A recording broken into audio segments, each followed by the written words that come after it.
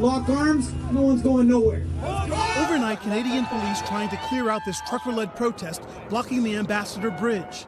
The vital trade link between Detroit and Windsor, Canada, shut down for several days by protesters angry about vaccine mandates, bringing hundreds of millions of dollars of goods, especially auto industry supplies, to a standstill. GM, Ford, and Toyota forced to scale back operations as far south as Alabama.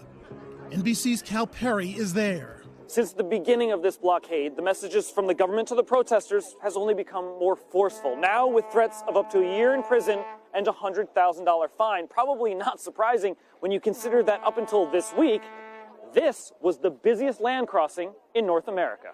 Make no mistake, the border cannot and will not remain closed.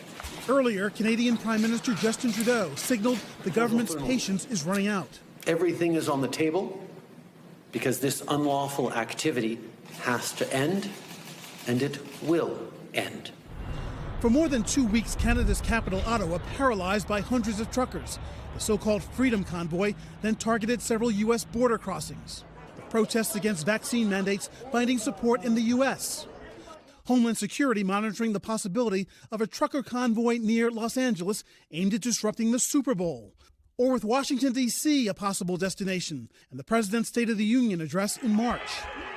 Copycat protests around the world, from Australia to New Zealand to France. Thousands of anti-vaccine protesters heading to Paris. It's politics, so that's why the people have to go in the street and fight for our freedom.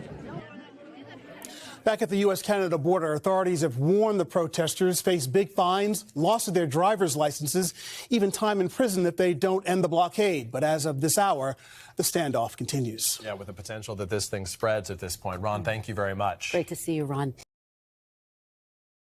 Hey, thanks for watching our YouTube channel. Find your favorite recipes, celebrity interviews, uplifting stories, shop our favorite deals, and so much more with the Today app. Download it now.